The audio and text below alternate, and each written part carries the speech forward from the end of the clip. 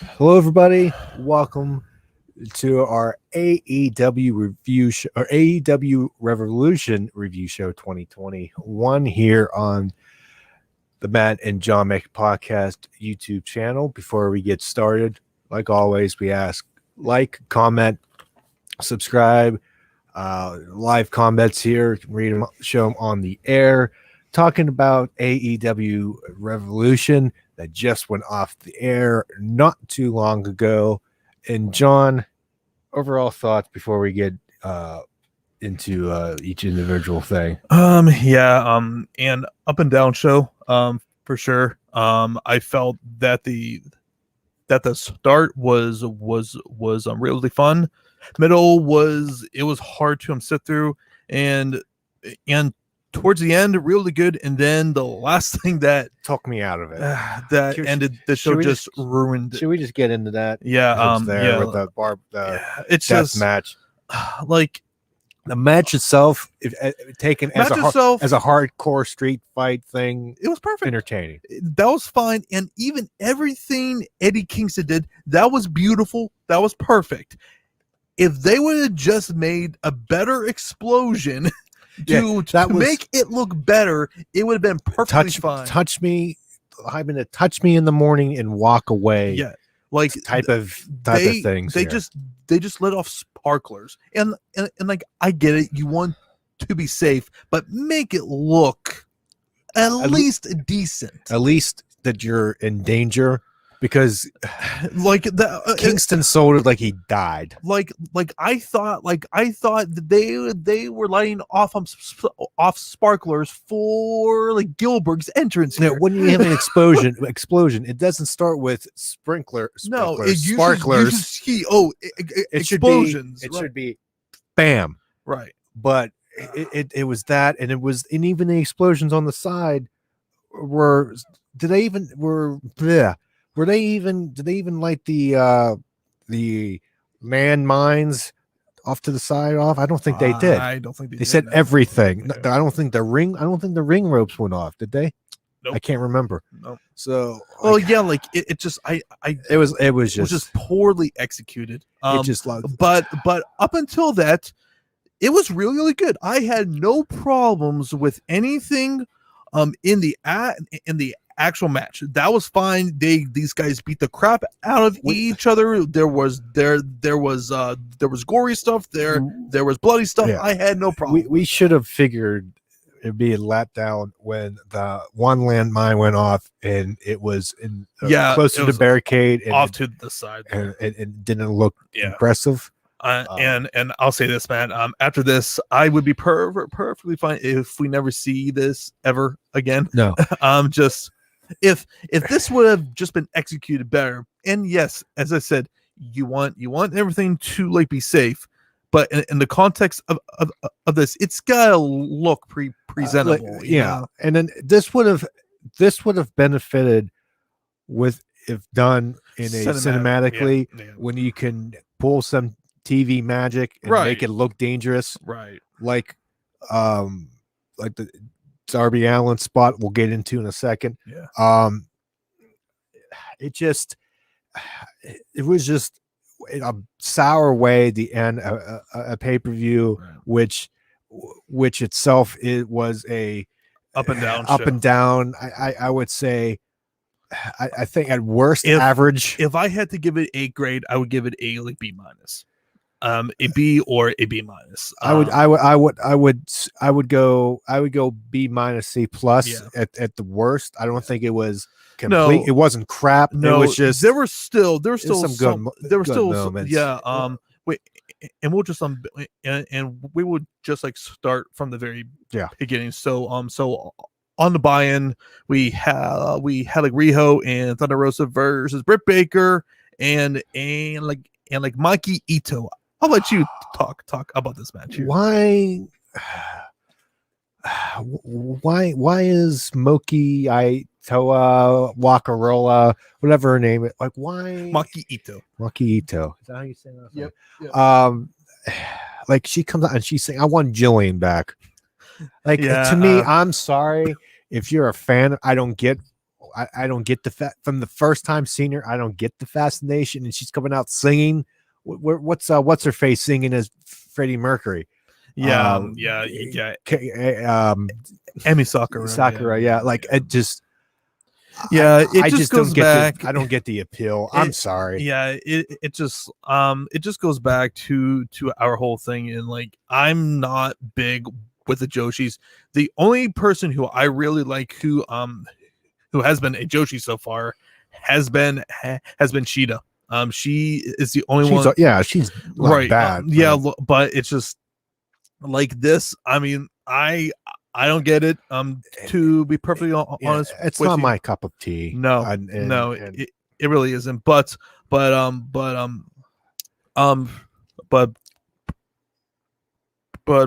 Britt Baker, I believe she pinned Thunder Rosa. Yeah, like she pinned Thunder Rosa. So I'm hoping that we finally get her in a title feud with Sheeta. Like, can we please just put the freaking title on Britt Baker? But that doesn't look like that's happening. No, because it looks like we're going to Nyla Rose again. So yeah, we'll get to that.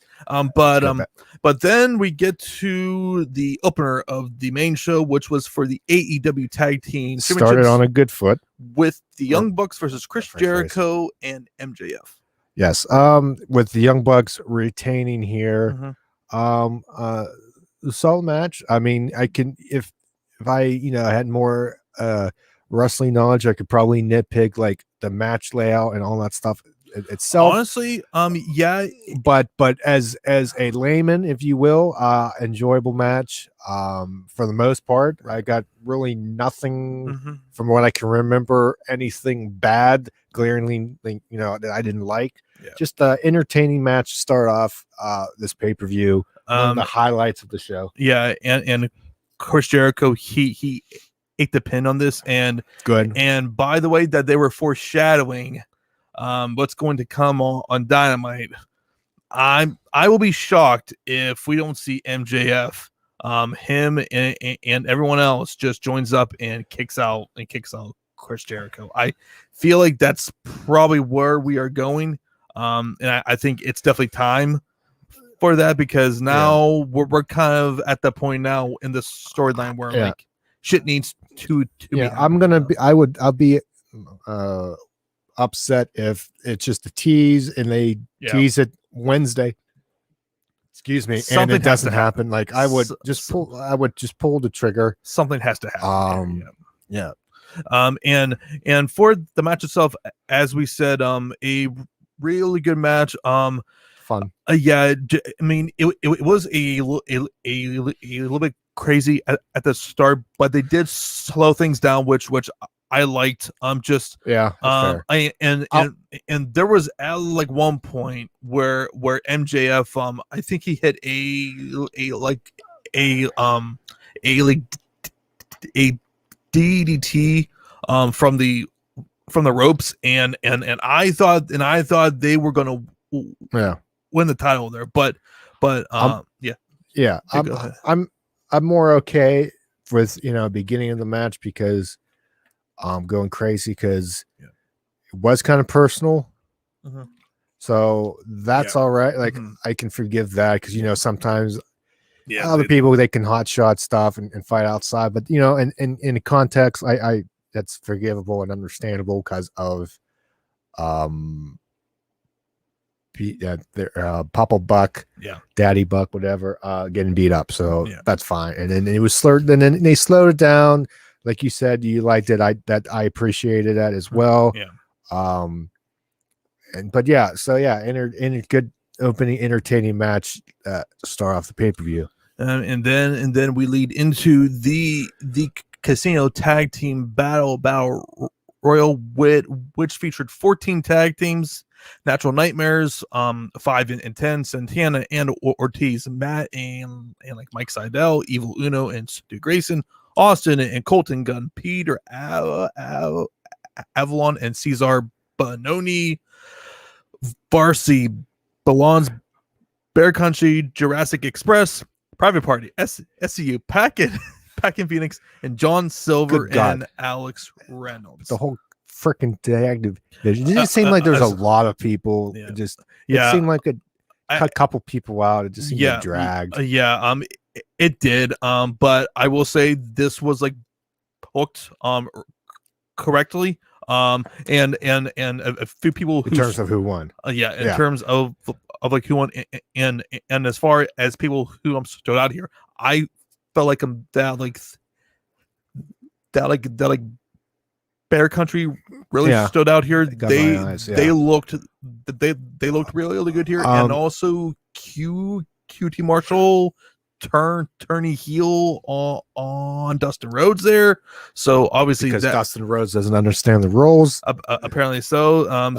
But so he it seems sudden, but okay. Yeah, so he eliminated himself. Well, there was a weird thing. It was like about 3 or 4 weeks ago with like Lee Johnson and how he didn't like mention him when he was thinking everyone when he won his like tag match with Cody, and like he gave him a like strange look. So I wonder if that is going to be tied into here. At least, the very least, they're doing something with them, because they just seem like they're just there. Yeah. Well, and the problem is they have so many tag teams. It's like, it's hard to feature all of these people. It's like the women division in NXT. Yep.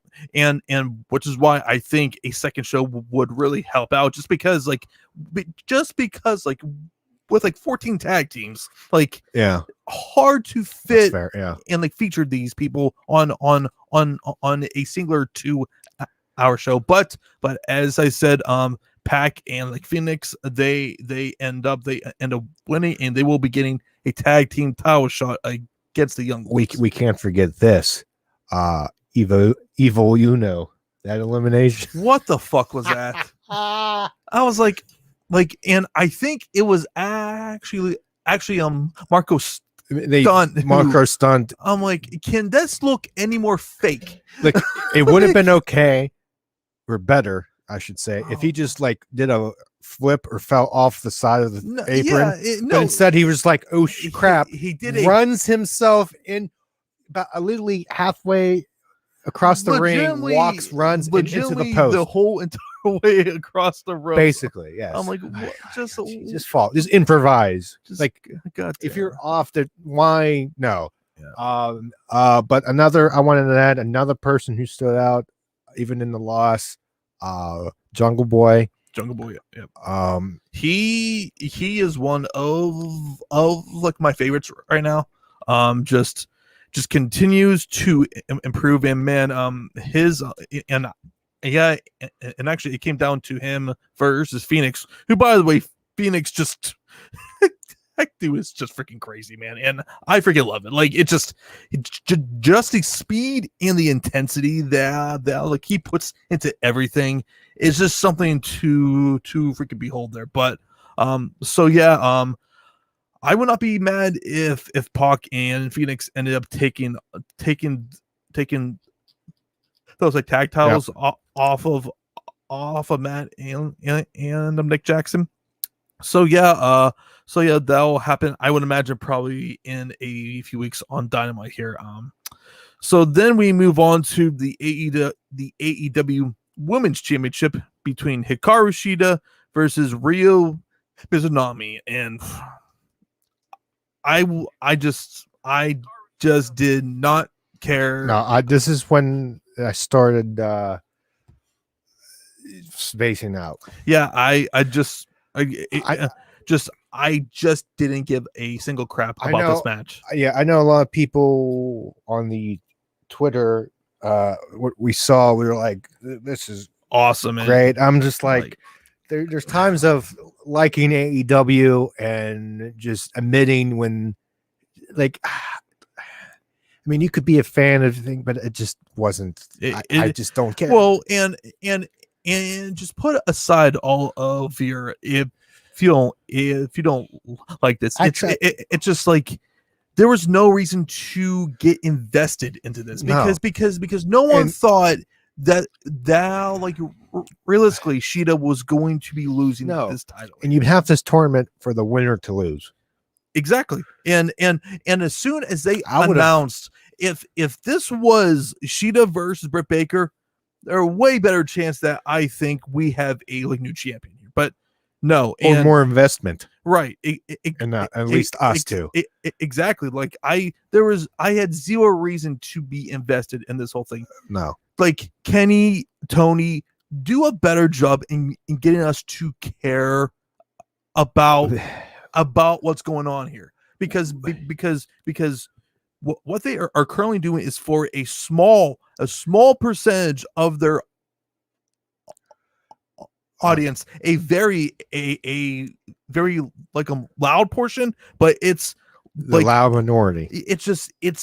It's not going to freaking cut, especially when you're on the same night against NXT For now, every single for now, and seeing what they consistently feature, especially when you're talking about girls such as like EO, compared to exactly how she's being portrayed compared to Sheeta, who's barely on weekly. Exactly. You have on NXT all the storylines. Well, yeah, true. Besides that, just if you look at the wrestlers, just their personalities, consistent build, just they look like they're all different. They all have different attitudes. Right. And then you come to, there's some in AEW, don't get us wrong. Oh yeah, I mean, there's building blocks. They have so much talent in that company, but they just don't freaking use them. Hell, Thunder Rosa, Britt Baker, Red Velvet, Deeb. Serena Deeb, Anna Jay when she eventually comes back, Ty Conti, and I mean, like Ty Conti is learning, he's exactly. getting it, but still, like they have talent. They are just not featuring. It's just all Japanese. Like nothing against Japanese, if that's your cup of tea, but this was not right. Was it a good match? Sure, maybe it was okay, but I wasn't. I just did not care. So I wasn't invested. Yeah. All right. Then we have. Oh God. Then we have Miro and Kip Sabian versus the best friends Chuck Taylor and Orange Cassidy. Again, just did not care. This was the dynamite portion. Of the show. Like why this is on pay-per-view, I don't know, but we did see Miro and Kip Sabian win here, and they were teasing Miro having a little bit of dissension with Kip and Penelope. Bit. So Enough. I'm hoping that's the beginning of him separating himself from the group and just go into straight like Miro killer, a killer badass. Please, let's get there now. Okay, everything they have done with him to this point has been a complete waste of time. For me, let's say they eventually, like initially he turns on him and stuff, right? Mm-hmm. They're gonna have to really prove to me and consistently book him for me to like the care. Yep. I'm like, yay, but let's see. Yeah, it's gonna, because this was not a good like, you think, okay, if you're watching what do you end off in WWE with Bobby Lashley in the wedding, right? Yep. So you're probably if you're Khan with any thought, or whoever booked whoever, you're gonna look at that and go, we're gonna do you better. You're gonna be booked because of the beast you are. Were like originally in WWE, would you come here screaming game over and it's not being the best man? It's just like, it's just it isn't gonna work. It should be so much more, but here we are. All right, we'll get to that. Now we have the big money match between Matt Hardy versus Hangman. This was another one that it was out. It was a like dynamite match. If you had this, the Miro match, something, if you the tag that The buy-in match on Dynamite. Yeah. It's okay. That there's decent Dynamite, at least segments. Yeah. But I wasn't. Yeah. I want more for Paige. Yeah. I really do. Because he's just kind of like ever since his feud and story with Omega, he needs to. He's been they purgatory. need to put him with someone that is gonna get him some steam back, because it's just been really weird. I just right now, and then Hardy's fallen off for me. Yeah, he's like to me, like get Hangman involved with someone who we're going to care about, because I'm big. I mean, I think it's pretty clear he's going to be with the Dark Order now. So we think, yeah. I'm hoping that they get something going here. Yeah. All right, now face of the Revolution ladder match between Max Caster versus Lance Archer versus Scorpio Sky versus Pentagon Jr. versus Cody Rhodes, and the mystery entrant is Ethan Cage. Oh, I'm sorry. I thought I was Spanish announcers there for a second, according to Dave Meltzer. But I'm sorry for interrupting. Ethan Page, which is what I thought when we had the you did say that podcast on Friday. I was like, we haven't heard from him, and he hasn't signed with WWE, because he would have heard something. Yeah, so which he looked good here. I do wonder how he's going to exactly fit in, because this has been something that I've been talking about too, is like AEW's roster is getting a little bit loaded. Yeah, it's getting a little bit packed now, and I'm not exactly sure where he slow down on the for now. Like we need to chill on the signings now. Like we're now at the point with AEW where like they are now in the danger of signing too many people and not knowing what to exactly do with them. Can you to play devil's advocate here? Mm-hmm. Can you say NXT and or Performance Center is doing the same thing? Oh, absolutely. Okay, absolutely. Oh, hell, it's both with WWE and AEW. Like there's just way too many guys under contract. I think the only possible difference you can possibly say argument is elite and AEW is kind of like they're on TV immediately. Yeah. With the Performance Center, they're still training and not yet. But yes, but overall they are signing stuff. Well, and also the problem is there isn't enough TV time for everyone. And like AEW, right, it's hard to feature all of these guys. So I'm hoping that with them bringing in Ethan Page, that they actually have something planned for him, and like he's not going to be stuck in purgatory for. And I would assume if it wasn't Ethan Page, if NXT and signed now LA Knight, they could have probably been switched. Yeah, possibly. But I mean, I think too with Ethan, he has other like side things too. Like I think he has, I think he has his own independent company too that like fair. he runs. I didn't know that. Which if like he would have signed with WWE, he would have obviously stop that. Right. So it just fair. I think too he had other priorities too. Right. But as far as we need to get in the match. Yeah. But as far as like this match goes, man, like they booked Cody so weird in this thing. Like how many times has it? Did he die and come back? Yeah, like it was getting borderline I'll give you coming back the first time. Right, that's fine. But like it was like 2, 3, 4 times. I'm like, Cody, like I cannot buy you constantly falling off of freaking ladders or like from the top rope with like no arm. Like it was getting so ridiculous. It came down to him and Scorpio Sky. Right. Easy for me to say that who won the Sonic ring. No, the brass ring. Yeah. They're to face Darby Allin if he's not dead. Mm-hmm. I guess this Wednesday. Yeah, still don't think Scorpio is like winning that title though. Even with a dead Darby. Yeah, even with a dead Darby, like Scorpio has had zero build. Like he just came back last week, I'm pretty sure. So I see what I wish then that would almost be like a letdown with this ladder match. The winner gets it and then doesn't win.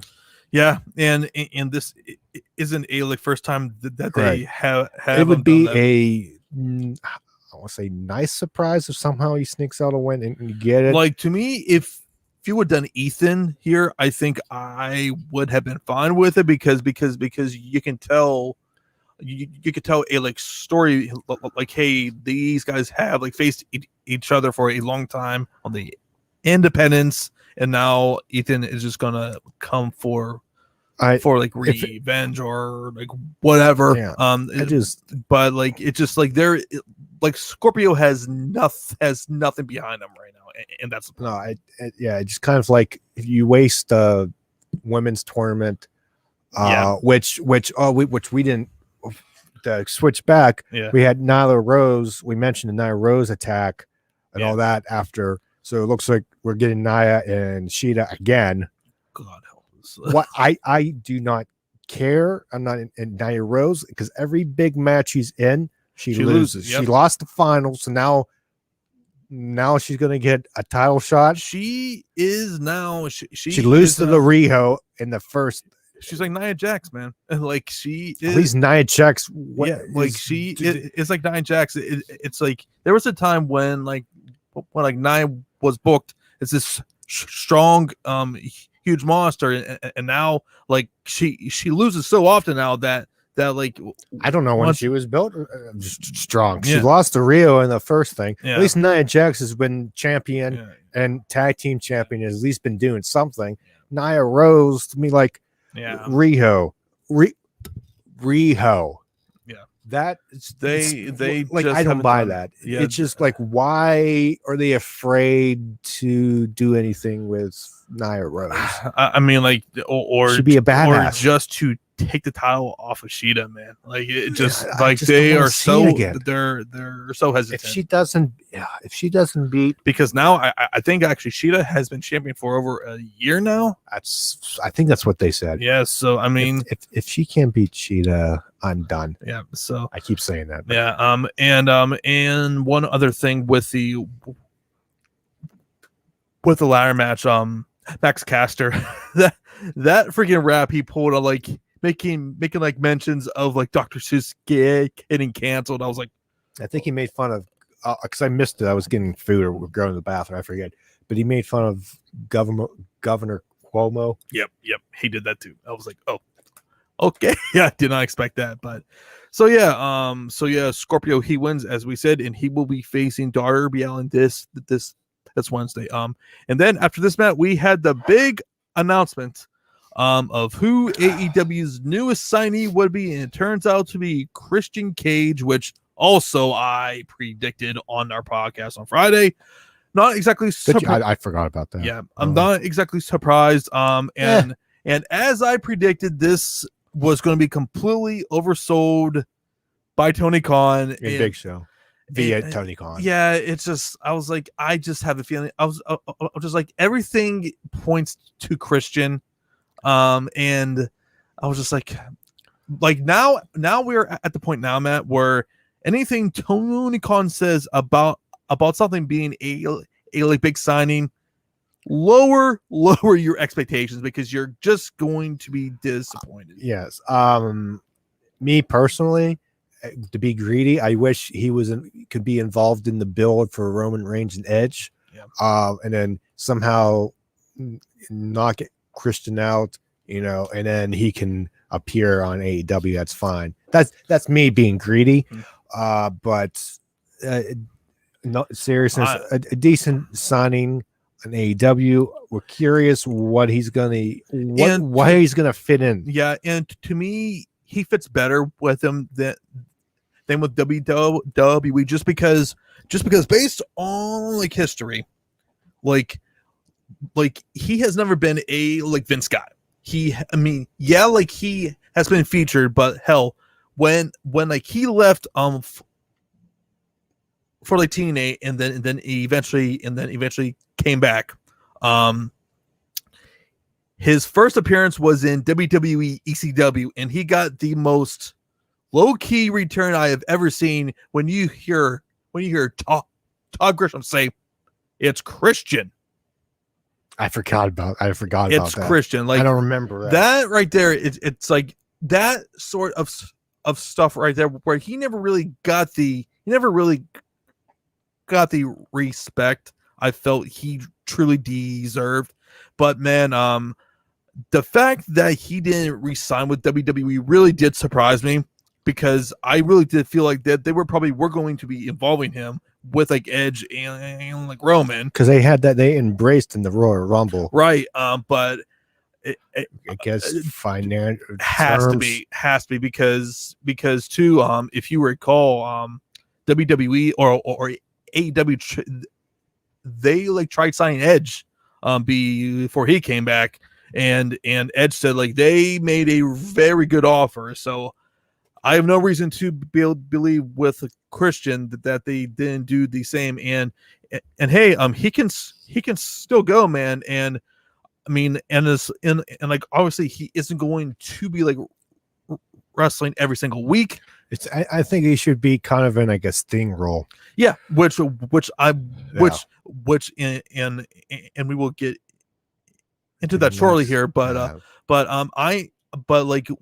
with Christian, you can pretty much put him anywhere. Like hell, he could be in like a short-term thing with like Kenny. I would be perfectly fine with that. You can throw him against Darby. You can throw him into some tag team. Like, I think Christian tag teams be good to protect him, because yes, we don't know. Right, he's cleared, but like you don't want to go too crazy. Yeah, so we'll see. And as Tony said, he signed a like multi-year contract. And so yeah, he'll be on TNT, and we'll see what they got for him. All right, and now we move to our co-main event of the evening, which was the cinematic street fight between Darby Allin and Sting versus Brian Cage and Ricky Starks. Matt, it was fun. Yeah, I enjoyed it. Yep, awesome. Yep. It was pretty much what I thought. It should be like they. Like, first of all, Darby was a crazy man in this match. Like crazy, some bitch. Like that was great. Sting, I don't really have any issues in a character. He looked good. I know there probably are going to be some people who are going to be mad at like him pinning Ricky Starks, but I'm like, I buy that more than Allen. No, than pinning Cage. Yeah. Because it seems more reasonable. He can put his finisher and all that on Starks, but couldn't have been Cage because Darby killed him basically himself. yeah, like that huge dive, elbow drop. Yeah, like that had to have been from like at least 20 or 25 feet up there. Probably at the very least. Like and that how they fell. That looked insane. And we did see like the window, the toss. Yeah, window. yeah, like that was cool. It just the only thing I didn't really care about this is like there like should have been zero commentary. Oh yeah. Like I took it that right. because technically it's not live. See the logistics in me is like it's not live, obviously, right? Because obviously, I think that would have been benefit with no commentary and more trash talking. I think them talking to each other would have made it like AJ Styles and Taker. Right. And I think like them talking back and forth. Yeah. Just told all you need to do. Yeah. Like I don't know why there was commentary there, yeah, but yeah. So So yeah, that was that, and now we're gonna finish off with the AEW Championship, a barbed wire exploding match minus the explosions, which we talked about in the beginning. But just to kind of summarize here, I mean, and as like we said, match itself, I had no problems with it. These guys kicked each other's asses. It just, the explosions just look so goddamn bad. It was just like I think Raj Gear said, a fart in church. Yeah, or as like Randy Feetner would say, a fart in a skillet. There you go. The best use of the fireworks was Moxley putting his foot on the ropes to break up the pin from the V. Wasn't the V trick? One wing angel. Yeah, one wing angel. I don't know why I thought V trick. I knew that wasn't it. Yeah, I thought that was a creative spot given the circumstances. I mean, at least the rope, most of the time, some of the time, at least when you were Irish ripped or went into the ropes, that sometimes the pyro kind of looked like it hit you. Maybe the first time it didn't, but that was okay. I mean, up to the end, like I think, like we said before, wasn't as not contrived, but kooky and just gaga like I was worried it was going to be. Yeah, but I was expecting a lot more craziness, but this was pretty. I'm okay. I'm okay with less craziness because it doesn't get too out of the realm of possibility. And to me, that was just two people beating the crap out of each other. And to me, they told a very good story. And even after this, everything leading up to the final thing that ended the show, I loved everything with Eddie Kingston. Like, that was a really cool thing there because if you guys recall from their feud, Eddie and John were extremely tight, like friends for a good portion of their lives. So that was really cool. If they would have just executed that explosion so much better, this pay-per-view ends a lot better, and I feel a lot more people are positive. A lot more positive about the show overall, because it's always about the last thing you see. Exactly. Like how many times have we watched?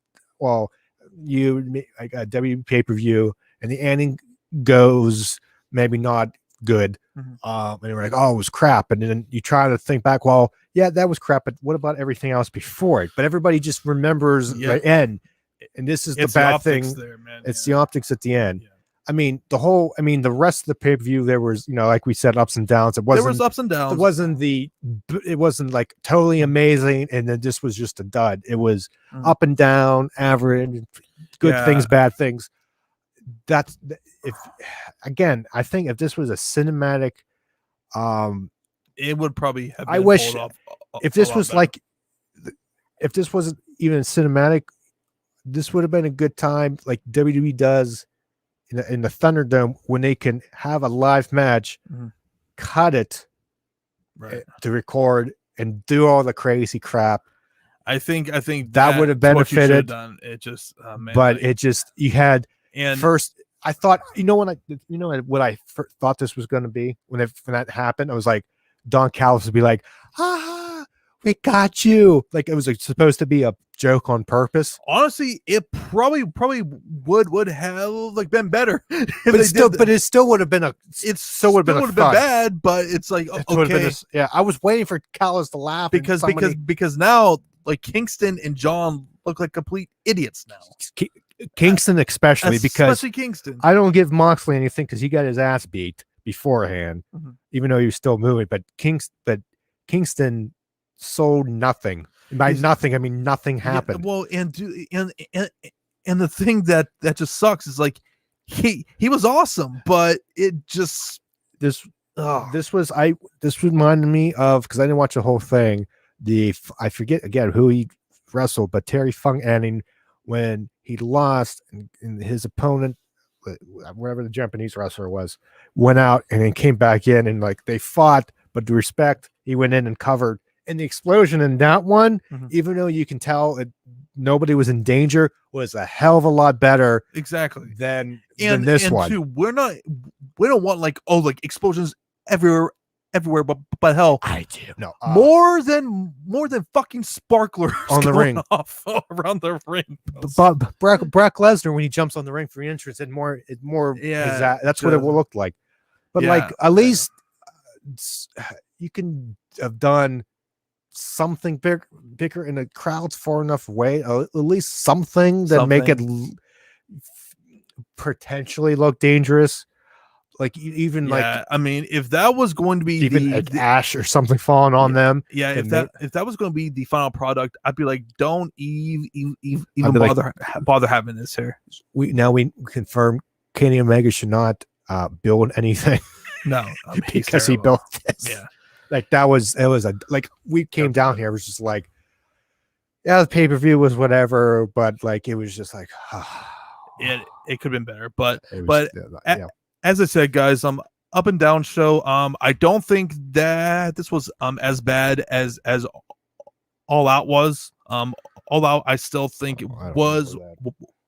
I still think was their worst AEW pay-per-view. Above it, but this is probably second right now. I mean, like there was some good wrestling, but just a large portion of the show we just did not Dynamite care about it. Like at least us. Like to me, on like Wednesday they had a better show than on the pay-per-view. Yeah. But yeah, guys, that's going to pretty much do it. We are freaking tired and we have to get up in like about 6 hours here. A long day tomorrow. so yeah, guys, we will be back on like Friday for the wrestling podcast. And we will yes, I will be. Yeah. And we will talk about everything then. So yeah, as always, follow us on Twitter, at like, comment, subscribe, and we shall see you guys in. So